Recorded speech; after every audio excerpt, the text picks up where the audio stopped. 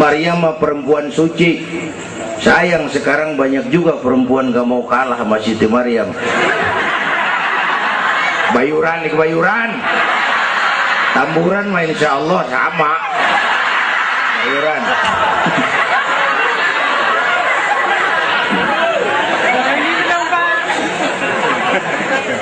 Makanya tahun 80-an saya punya ungkapan. الذي أسرى بعبده ليلا من المسجد الحرام إلى المسجد الأقصى الصلاة والسلام على سيدنا محمد وعلى آله وأصحابه أهل الشرك والتقى أما بعد. Yang mulia guru kita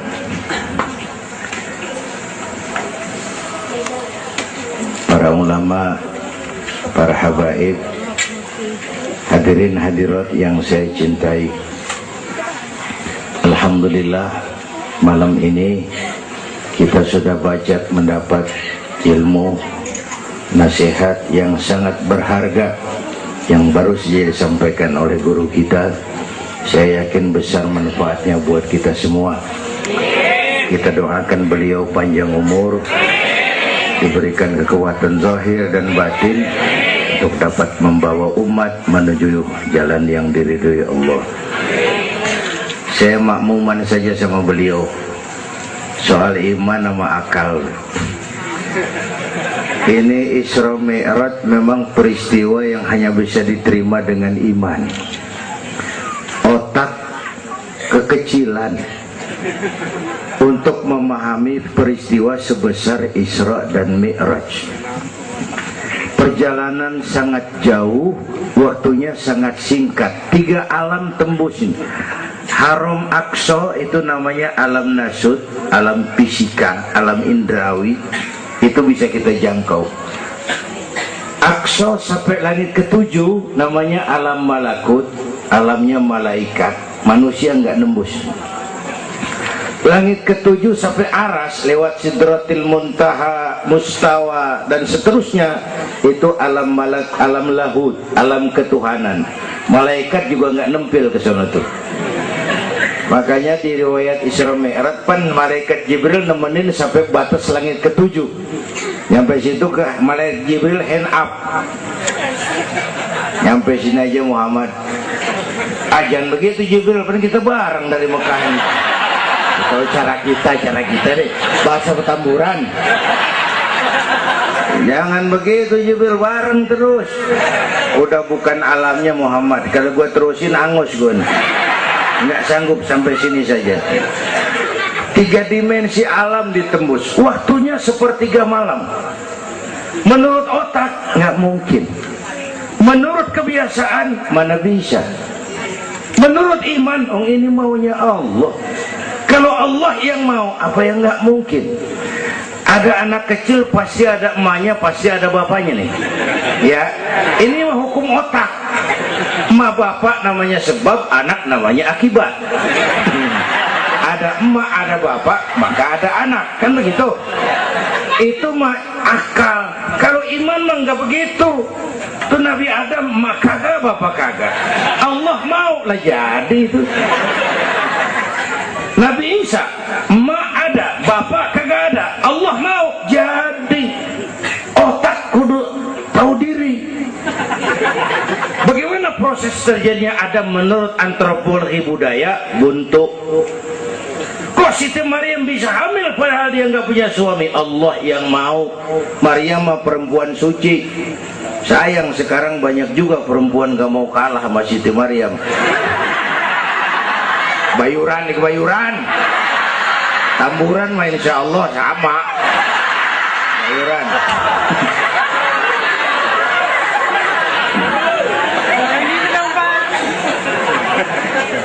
Makanya tahun 80-an saya punya ungkapan, ilmu bikin hidup jadi indah, seni bikin hidup jadi indah, ilmu bikin hidup jadi mudah, iman bikin hidup jadi terarah. Dengan ilmu hidup jadi mudah. Ini yang pojokan banget nih dengar suara nih. Kenapa? Peker. Kan ilmu ini. Yang hari ini terjadi di Amerika, hari ini kita tahu dari kamar kita. Televisi, ilmu. Ibadahnya berasa tuh. Tahun 50-an kita orang Petamburan kalau pergi haji ke Mekah 6 bulan. Tahun 50-an 6 bulan. Orang udah pada lupa aja baru pulang tuh. 6 bulan. Lain yang ada kapal laut 2 minggu tidak di laut. Mekah Madinah ontak. Sekarang orang pergi haji sebulan. Ilmu bikin hidup jadi mudah. Seni bikin hidup jadi indah. Baca Quran ibadah, dengan seni tilawah terasa keindahannya. Iman bikin hidup jadi terarah. Benar kata Habib tadi, tanpa dorongan iman ilmu ngawur. Saya kasih gambaran. Ada namanya Dr. Arthur Clarke. Itu orang Palmerah, sonon lagi tuh. Udah dengerin aja lo ah.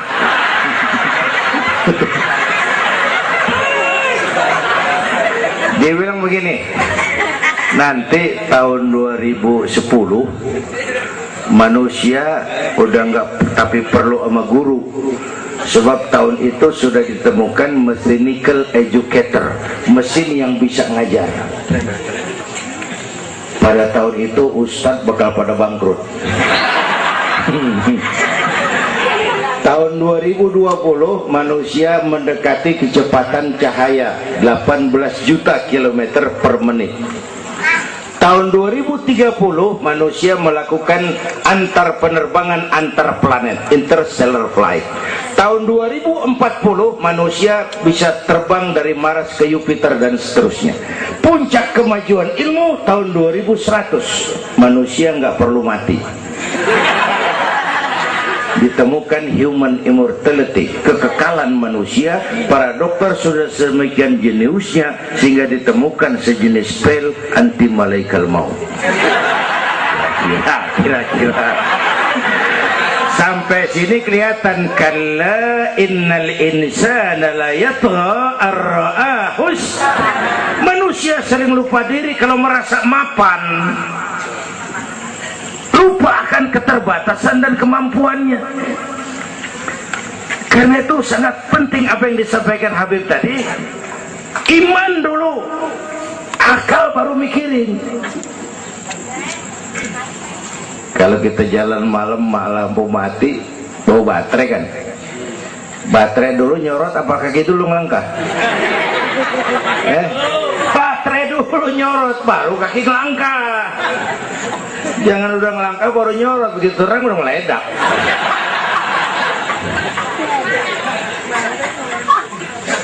Bapak Ibu hadirin yang saya hormati, karena itu peristiwa Isra Mi'raj harus meningkatkan keimanan. Apa yang disampaikan Habib tadi itu betul buat kita sekarang ini. Ini kan zaman entertain nih. Orang pada pinter bikin bungkusan. Ini sekarang nih kiai sama dukun tipis bedanya. Bener-bener nih, bener. Saruh, kadang-kadang kita bingung nih yang ngomong kiai sama dukun. Pemburu hantu pada pakai sorban. Ntar kiai gue suruh pakai helm, biar. Atribut aja kacau sekarang ini. Malah ini zaman pencitraan, orang pada pinter bikin bungkusan. 3 bulan lalu penyanyi pencipta lagu mati, namanya Aribo. Masih ingat lagunya? Madu di tangan kananmu, racun di tangan kirimu. Kalau itu soalnya, milih nggak susah, rakyat kagak bingung, alamat jelas. Madu di kanan, racun di kiri. Masa ngambil yang di kiri, goblok amat. Si amat aja nggak goblok. Ini zaman sekarang alamat dibikin remeng, madu di mana, racun di mana nggak jelas. Malah lebih celaka, banyak racun bermerek madu. Ibu dah, ibu kalau ada racun ada madu, ibu pilih di racun apa di madu?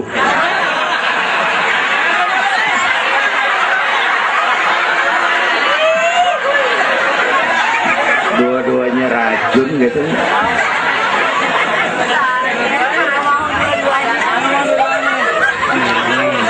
Jadi kita umat nih kudu cerdas, jangan jauh dari ulama, dari habaib, dari taklim. Sekarang ini banyak minyak babi, cap onta. Ya Allah, kita terpesona lantaran mereknya cap onta, gambarnya onta, isinya minyak babi. Rakyat harus cerdas. Emas pasti kuning, benar itu? Apa semua yang kuning pasti emas?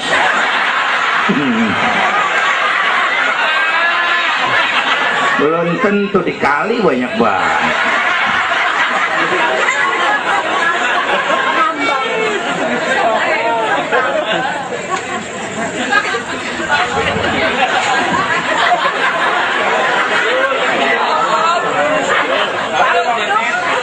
Bapak Ibu hadirin yang saya hormati, apalagi negara kita ini kan penyakitnya tuh 3: kudis, kurap, kutil. Sumber penyakitnya 1, kuman. Kudis, kurang disiplin. Kurap, kurang rapi. Kutil, kurang teliti. Sumbernya kuman, kurang iman. Ini mah nggak pakai kitab nih, ilmu utak atik namanya nih. Dengerin aja dulu dah.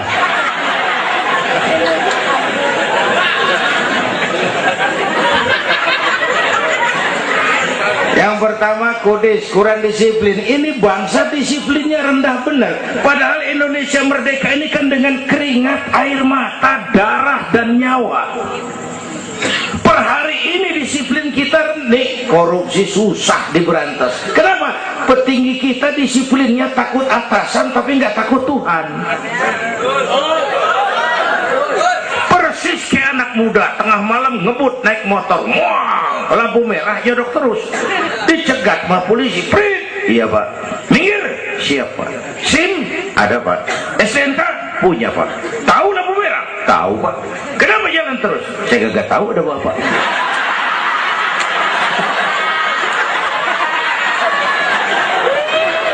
Enteng banget nyautnya, kayak orang kagak salah. Tuh, disiplin kalau ditongkrongin doang.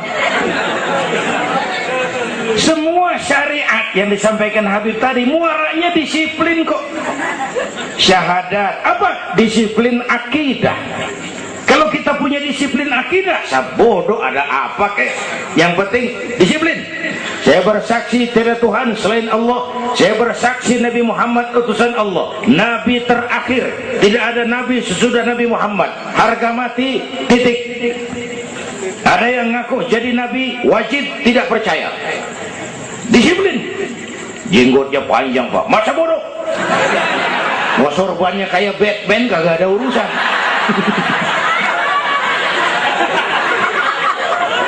Disiplin.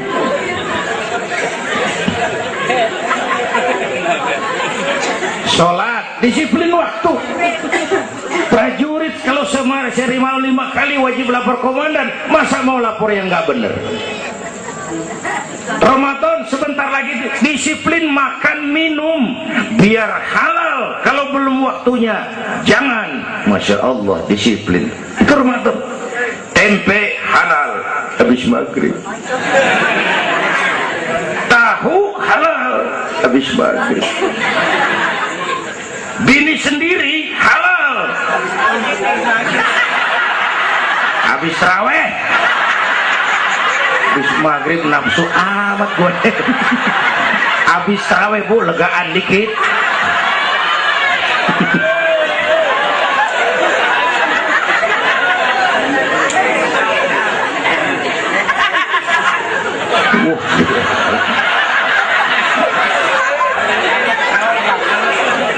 Dulu pertama perintah puasa turun, sahabat nyangka siang malam nggak boleh bergaul sama bini.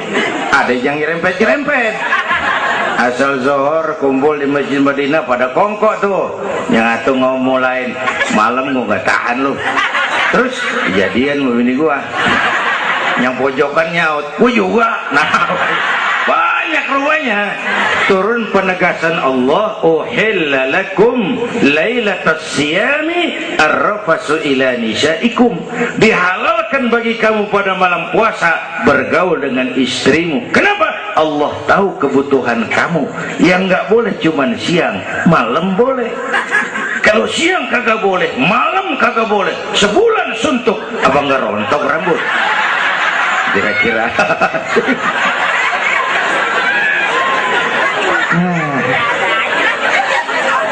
Dari awalnya. Ini udah jam 00 lewat 10 menit. Bentar dulu, menurut tradisi kita ini di jam udah ganti hari nih. Ini ceramah terpanjang nih. Bayangin gue ceramah dari hari Sabtu sampai hari Minggu. Bener ini.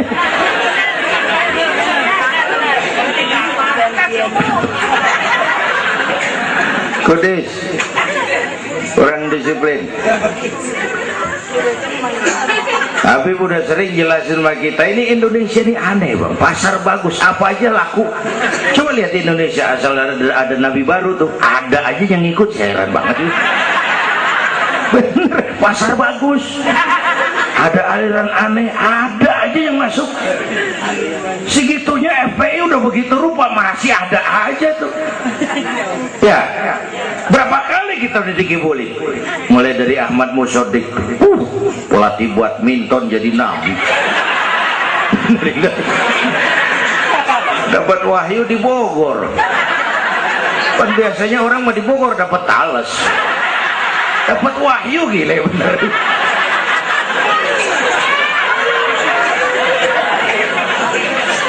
Habis itu Bandung Rancaikek, namanya Sayuti, Kang Cukur, ngaku dapat wahyu jadi nabi lagi, ditangkap 2 polisi, 2 tahun dihukum.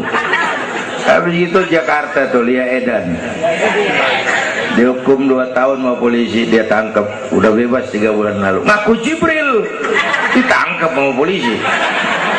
Polisi kita jangan teroris, Jibril ditangkap.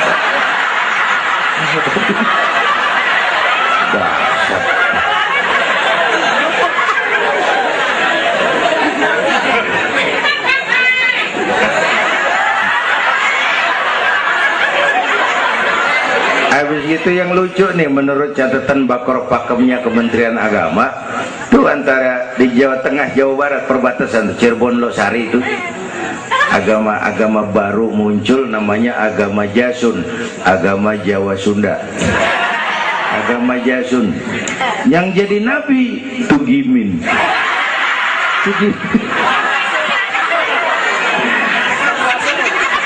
Saya bilang ini mah jangan jadi nabi, kayak jadi kiai juga orang tapi serem rumahnya ini. Al Mukarram wal Muhtaram Bapak Kiai Tugimin. Kurang tapi enak rasanya. Yang ribet selawat ya bang, kalau kita kan resep. Ya Habibi ya Muhammad, asyik kita resep. Coba ganti yang tadi, kagak enak banget udah. Ya Habibi ya Tugimin, kagak resep.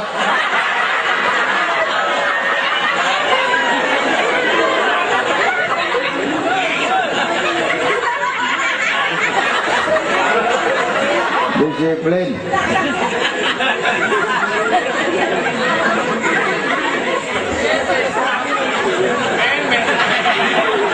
Makanya tempo hari itu di TV One saya bilang gini, hidup mah sebenarnya yang paling tenang tuh hidup model tukang parkir. Coba lihat tukang parkir di pasar, dia mah tuh biar mobil banyak, mereknya bagus-bagus, nggak pernah sombong. Ntar dulu, gua belum rapi ngomong, dengerin dulu. Gua juga tahu mobil orang, nyampur aja gua heran. Tukang parkir biar mobil banyak, mereknya bagus-bagus, nggak pernah sombong. Ntar mobil pergi satu demi satu, habis sama sekali, dia nggak sedih, anteng aja.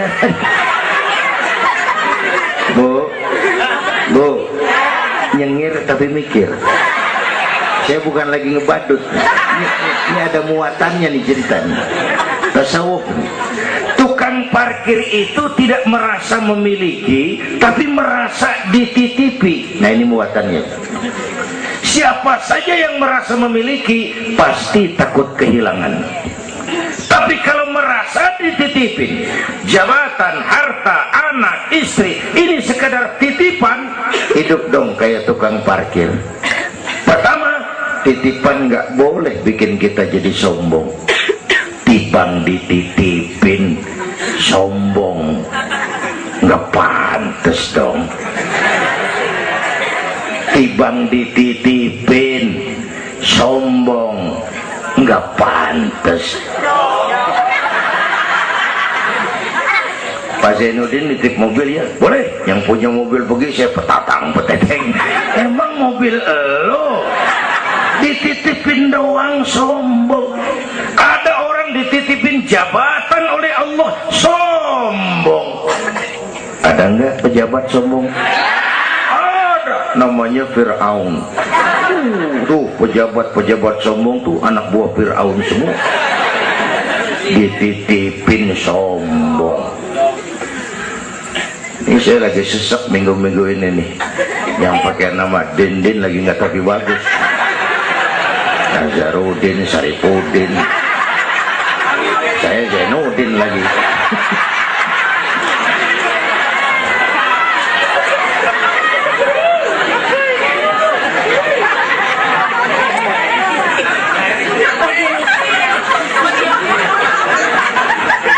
Titipan nggak boleh bikin kita jadi sombong, ya Bu ya.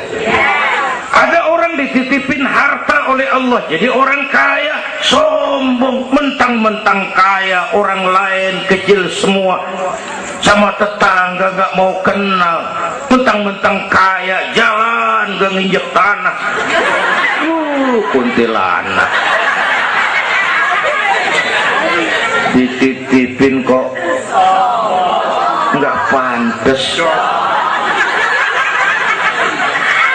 Aduh. Yang kedua, titipan kudu dijagain yang bener. Namanya titipan. Pak nitip motor ya, boleh. Begitu diambil tuh motor, kaca spion pecah, knalpot hilang, bemper penyok, marah nggak? Apa bedanya? Allah nitip anak 3 orang di rumah kita, nggak dijagain, nyatu mabuk, nyatu nyolong, nyatu ngerampok.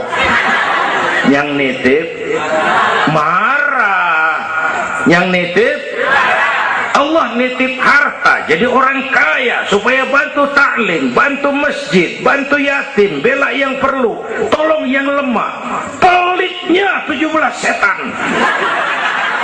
Yang nitip yang makro, Allah titip Indonesia. Hai rakyat, ini Indonesia aku titip, kata Allah. Ini negara besar dan kaya, ditebus dengan keringat, air mata, darah dan nyawa.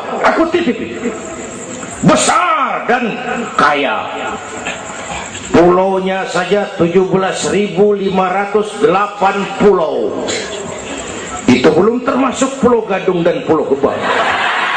Tambah 2 kali.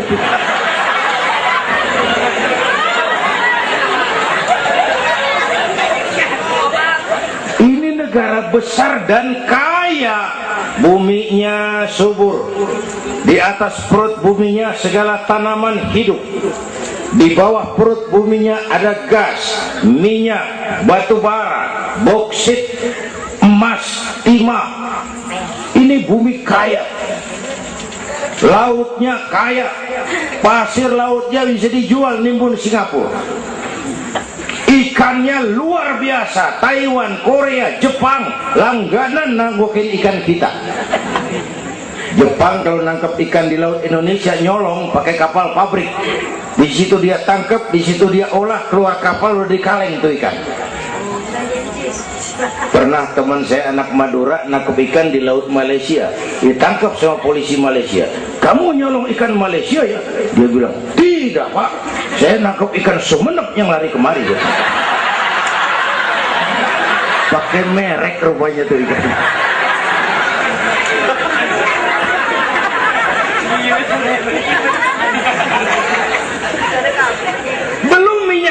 pantai. Itu tetangga kita Malaysia kepengen bener nguasai Ambalat. Di bawah laut Ambalat ada cadangan minyak sebaris sama dengan minyak yang dimiliki Brunei.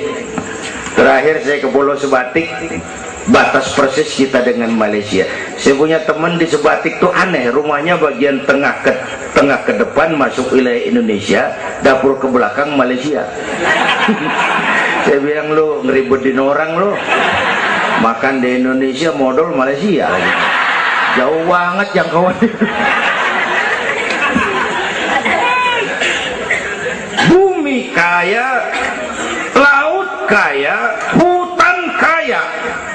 Kekayaan negeri ini dikuasai oleh negara. Itu oke lah. Tapi harus digunakan bagi sebesar-besar kemakmuran rakyat. Ini amanat. Disalahgunakan, dikorupsi, dipakai buat kepentingan golongan. Yang nitip marah.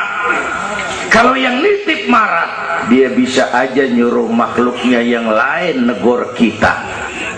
Siapa? Merapi, Batuk, Bromo, muntah, Semeru, meriang, Anak Krakatau, demam, angin puting beliung, banjir di mana-mana, tanah longsor, hujan es, kebayuran hujan es. Tetangga saya udah pada nyiapin sirup hujan es.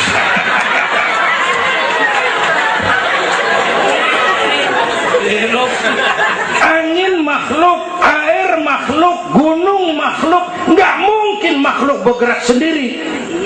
Ya, ada yang nyuruh. Tuh Merapi tuh demo supaya kita sadar. Kalau kita rakyat demo, Satpol PP turun. Kalau Merapi demo, siapa yang mau turun ngademin? Mbah Marijan tewas. Mbah Marijan udah kumpul sama Mbah Surip. Nah, di alam kubur udah pada rapat, saya denger. Kata Mbah Surip, tenang aja Mbah Marijan, tak gendong gitu. Aman nih, udah beres sudah.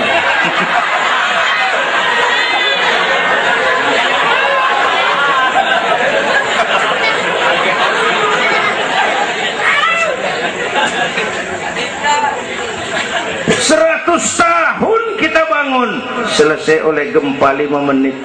Jepang, negara maju, dihantam gempa, jompo 9,2 Richter. Belum selesai tsunami, gelombang 10 meter naik ke darat. Belum selesai bocornya reaktor nuklir, terutama yang di Daiichi dan Fukushima. Fukushima tahu ibu? Palmerah ke kanan. Tahu sok tahu lu.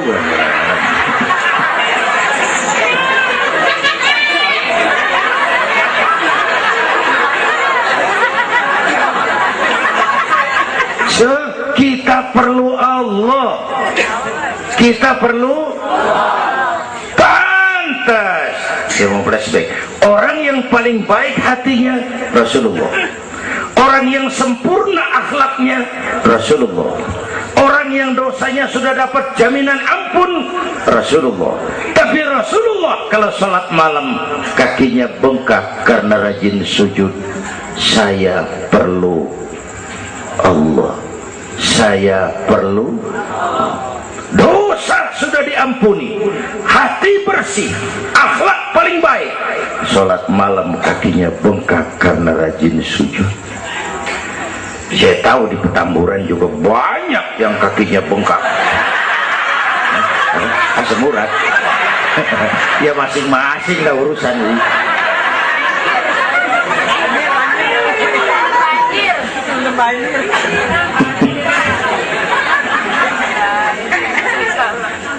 Balik lagi soal kudus ya, kurang disiplin.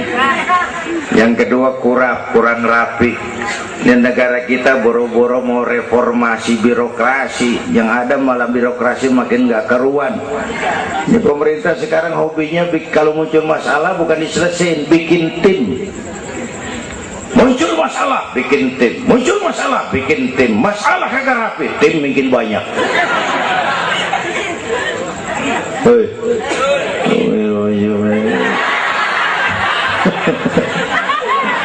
Aduh, untung saya udah nggak ngurusin partai, Pak. Saya udah mundur 3 tahun yang lalu. Dulu saya mimpin partai, ikut pemilu. Dulu, zaman jahiliyah. Dulu. Lalu sebagai umat kita kadang-kadang kita juga lemah. Kita bisa bangun masjid, menata masjid. Maaf, sering kalah sama gereja. Gereja tetangga saya Melawai itu kegiatannya daily. Rebo kebaktian remaja, Sabtu kebaktian umum, ibu-ibu, Minggu pelayanan umum, Senin Selasa ada lagi. Hampir tiap hari kegiatan. Sementara banyak masjid di kampung saya, Jumat jam 10 buka, Jumat jam 2 tutup, buka lagi Jumat depan. How to manage?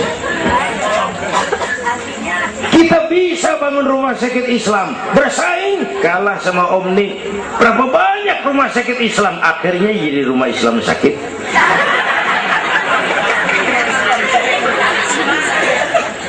Berapa banyak madrasah kita nasibnya la yamutu wa la yahya, la yamutu wa la yahya, tidak bermutu karena kurang biaya.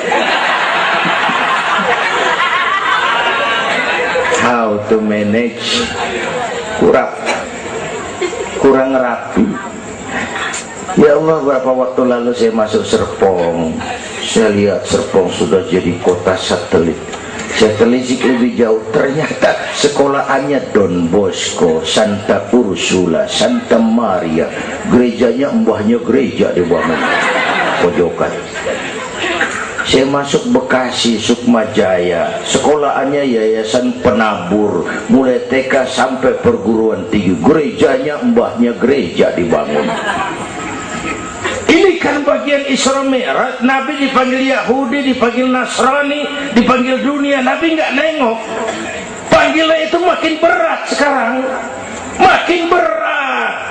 Panggilan Yahudi, panggilan Nasrani, panggilan materialisme, hedonisme. Bapak Ibu hadirin yang saya hormati, bahkan sekarang dia udah pada bikin kuburan mahal tuh di Cikarang Kerawang, namanya San Diego. Kuburan mahal tuh, teman saya pengusaha mesen 200 meter buat kuburan dia 5 miliar. Tanahnya berbukit-bukit, tanamannya rimbun, terus malaikatnya rada baik. 5 miliar lah, 5 miliar kali.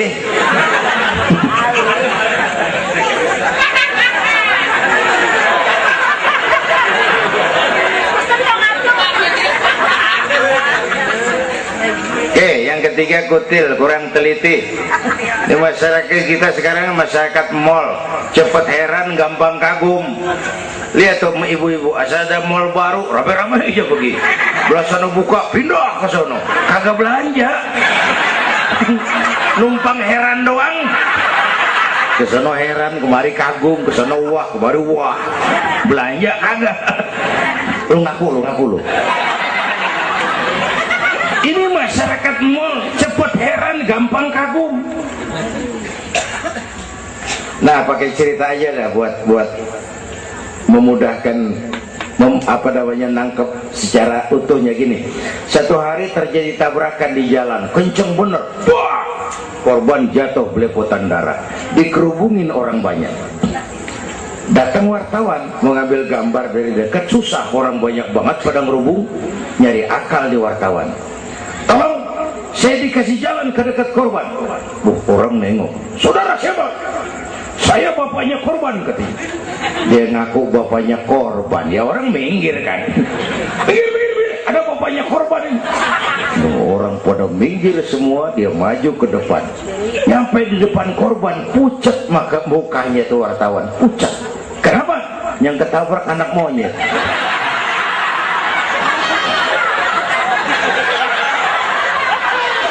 Dia udah kedongan ngaku bapaknya korban.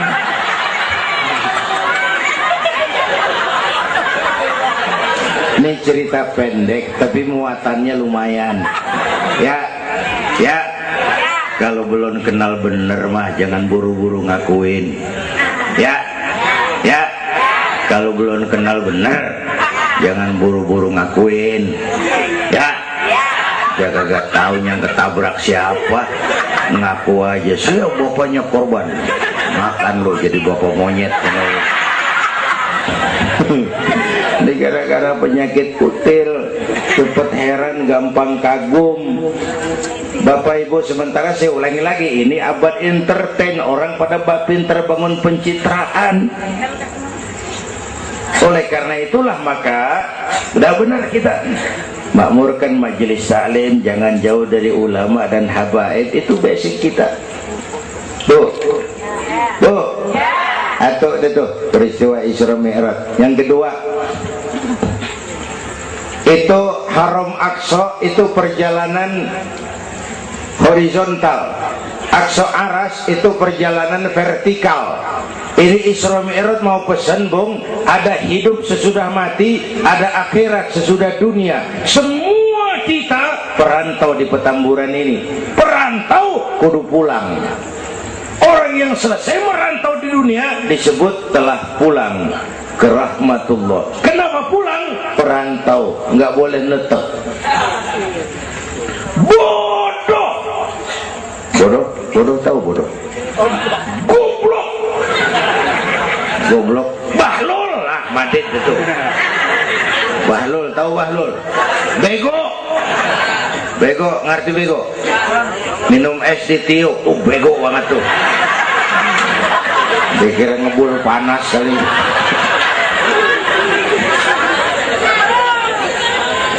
Bodoh kalau ada perantau, tahu perantau, tapi nggak pernah mikirin pulang.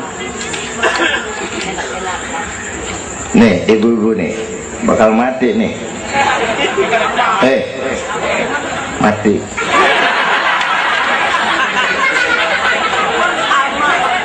Bapak-bapak nih, mati. Saya mati belakangan. Enak aja loh. Kalau saya mah terserah, saya mah ikhlas, Bu. Kapan aja, mau ibu-ibu duluan, saya belakangan, boleh. Atau sebaliknya, saya belakangan. Terserah, saya mah ikhlas aja.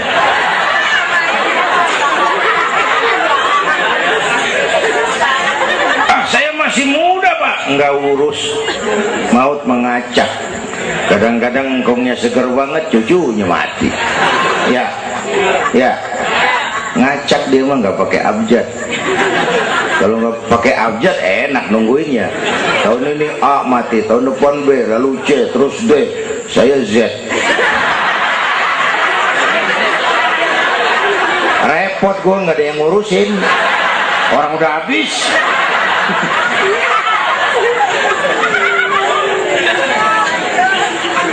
Perantau mah kudu pulang. Perantau harus pulang. Dan orang pulang sebenarnya enak. Orang pulang mestinya senang. Ayo bermain bahasa. Dulu zaman SD ada pelajaran yang kita kagak demen. Gurunya galak. Pas pelajaran dia pengumuman, Bapak guru tidak masuk sekolah, anak-anak boleh pulang. Ore, girang nggak? Kenapa girang? Boleh pulang. Orang pulang girang. Lebaran, masyarakat pulang kampung, girang nggak? Kenapa girang? Pulang. Orang pulang girang. Sekarang selesai hidup di dunia, kita pulang kepada Allah, girang nggak? Ragu-ragu. Mau bilang girang, takut besok gitu loh.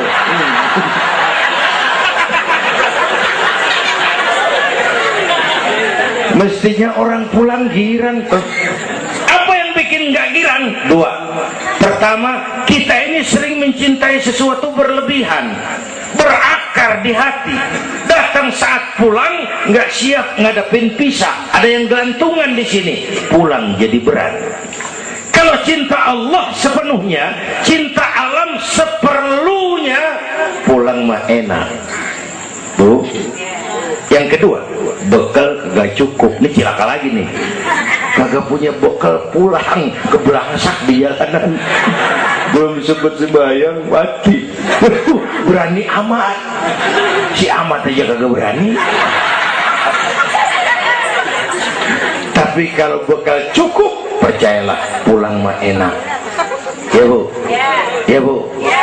Apalagi kalau nyontoh baginda Rasul, beliau kan wafat umur 63. Itu standar. Kalau nyontoh Nabi, jatah kita 63.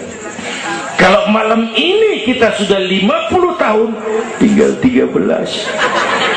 Waspada. Kalau malam ini kita sudah 62 tahun 11 bulan,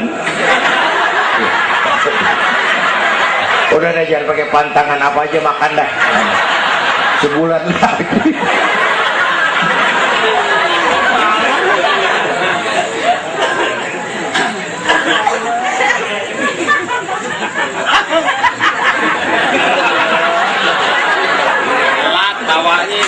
Tapi pulang itu pasti. Yang kedua, yang terakhir, sebagaimana disampaikan Habib tadi, kristalisasi. Dengan Isra Mi'raj kelihatan mana loyang mana emas. Yang beriman makin mantap, golongan Sayyidina Abu Bakar Siddiq. Yang ragu-ragu kafir lagi.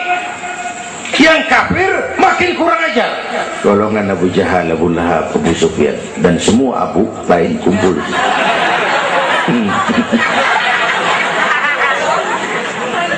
Apa artinya buat kita ini? Isra Mi'raj harus membangun semangat kebersamaan. Membangun semangat kebersamaan. Terjadi kristalisasi umat. Ibu bapak hadirin, kebersamaan tidak harus selalu bersama-sama. Berjuang itu kudu punya gergaji, kudu punya silet, kudu punya golok, kudu punya pisau. Kapan makainya? Lihat musuhnya. Yang lo hadapin apaan? Kumis bang, silet turunin. Yang lo hadapin apaan? Akar nangka bang, kampak maju. Berjuang. Gak bisa. Yang lo hadapin apa? Kumis, kampak turun. Urusan gak rapi, bibir bonglak bang.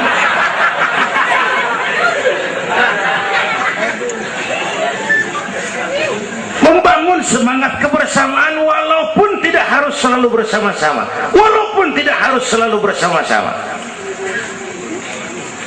Bapak Ibu hadirin yang saya hormati, inilah Isra Mi'raj, membangun semangat kebersamaan. Betapa dan siapapun kita, kita perlu yang lain. Songong orang kalau berasa hebat sendirian. Saya bisa ceramah begini kan gara-gara ada yang dengerin ini. Ibu bapak tenang, ada kearifan, ada yang didengerin. Kita saling perlu nih. Biar hebat saya pidato di sini 2 jam menggelegar, berkobar. Yang dengerin kagak ada. Paling kata Hansip dari Jawa terus udah lama begitu ya.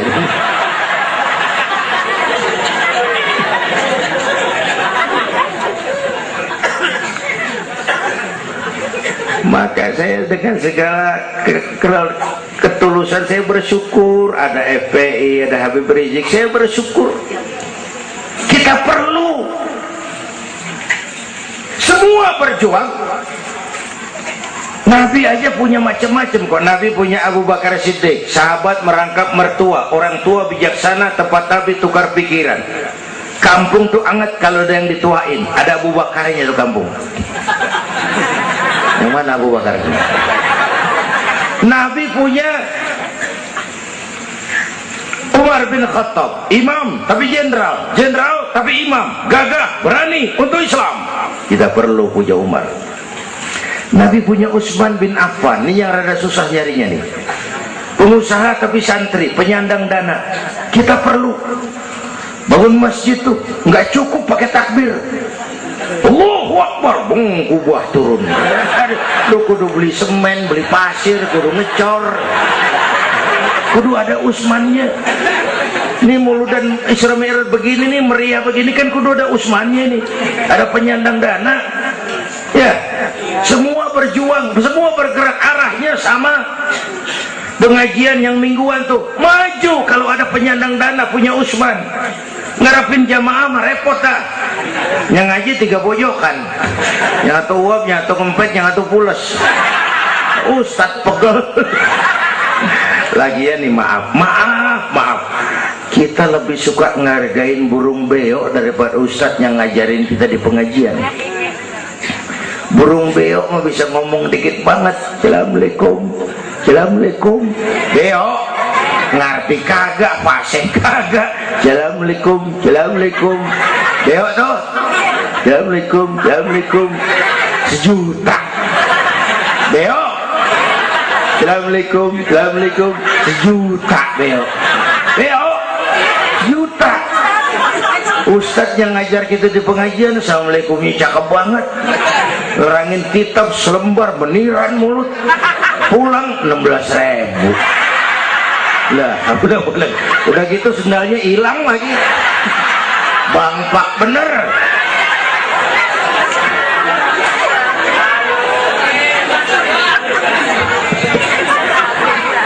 Ya biarin, gue ngomong turu-turu ini mah. Nah. Halo Usman. Apalagi Nabi punya yang Ali bin Abi Thalib, tokoh muda tapi intelek. Itu malam mau hijrah pan, nih flashback dikit. Rumah Nabi pan dikepung, pagar betis, rapat.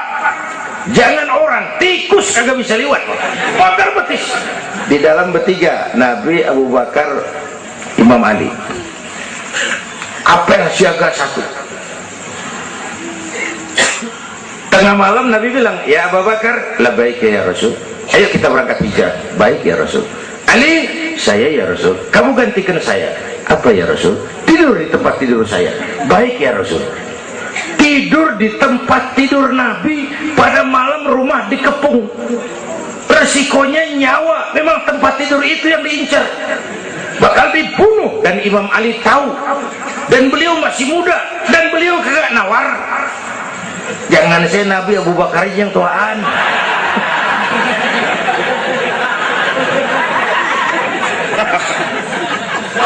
Baik ya Rasul, saya akan gantikan tuan, nyawa taruhannya.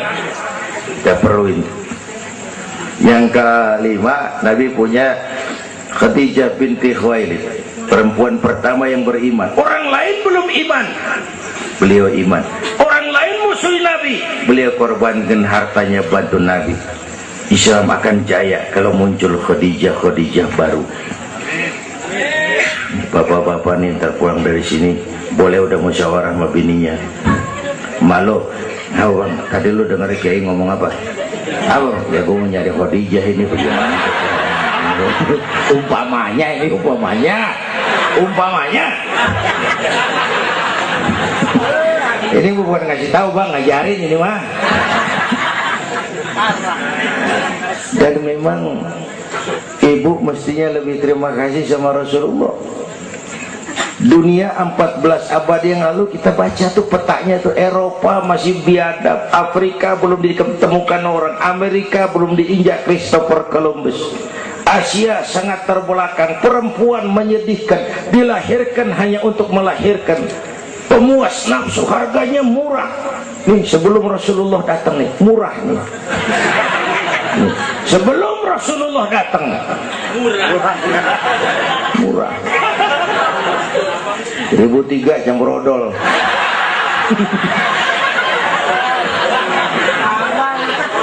Buka peta dunia, raja-raja di Indonesia sebelum kenal Islam, senanya biar selir 30, 60 nih diketengin nih. Sultan-sultan Turki ratusan piara haram di istana. Kaisar terakhir dinasti Ming Cina bangun istana 1000 kamar. Kenapa? Bininya 1000. Lah haula, saya cuman nggak bayangin tuh raja kalau bininya sampai 1000 kapan pakai kolor tuh raja.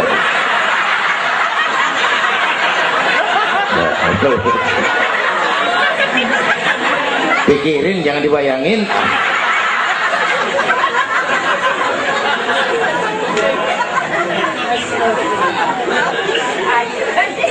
Baginda terenyuh lihat itu, an-nisa imadul bilad, perempuan tiang negara. Kalau baik perempuan, baik negara. Kalau rusak perempuan, hancur negara. Itu sebabnya waktu ditanya, ya Rasul, siapa yang paling harus saya taati di dunia? Ibumu. Bapak Ibu hadirin yang saya hormati, inilah event Isra Mi'raj untuk membangun semangat kebersamaan, walaupun tidak harus selalu bersama-sama. Walaupun tidak harus selalu bersama-sama. Saya ingat almarhum Panglima Besar Sudirman pernah mesen tentara begini dulu, kamu hanya menang kalau kamu kuat, kamu hanya kuat kalau kamu bersatu, kamu hanya bisa bersatu kalau kamu hidupkan silaturahmi. Tidak ada kemenangan tanpa kekuatan, tidak mungkin terbangun kekuatan tanpa kesatuan dan persatuan, tidak mungkin terbangun kesatuan dan persatuan tanpa semangat silaturahmi. Inilah sebabnya kita memerlukan semangat kebersamaan. Ringan sama dijinjing, berat sama dipikul. Duduk kita sabar dah, berdiri pun kita sabar tegak.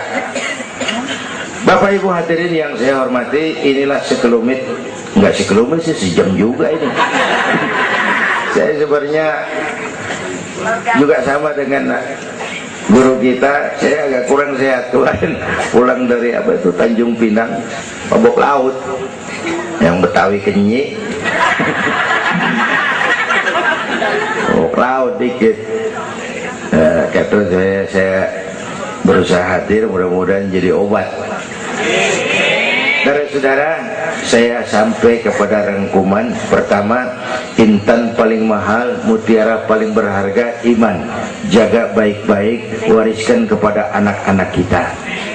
Biarin zaman berubah, akidah jangan goyah. Boleh masa berganti, keyakinan jangan mati. Karena iman kita hidup, untuk iman kita berjuang, dalam iman kita ingin kembali menghadap Allah Subhanahu. Yang kedua, karena iman kita perlu Allah. Ibadah yang kita kerjain bukan buat nyenangin Allah kok. Se-Asia nggak ada yang sembahyang, Allah nggak berhenti jadi Tuhan. Bener ini. Ibadah kita manfaatnya buat kita juga. Kita yang perlu Allah. Karena itu Fatihah ngajarin iyyaka na'budu wa iyyaka nasta'in. Wawunya ma'iyah tuh, paket, nggak boleh pisah. Hanya kepadamu kami menyembah, hanya kepadamu kami mohon pertolongan. Kalau nyembahnya beres, pertolongan pasti datang. Yuk beresin na'budunya supaya nasta'innya enak. Na'budu yang bener, baru nasta'in.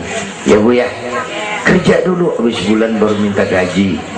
Kalau nak budu beres, nasta'innya lancar. Kita perlu Allah. Kita perlu. Bentar lagi, sebulan lagi mau Ramadan.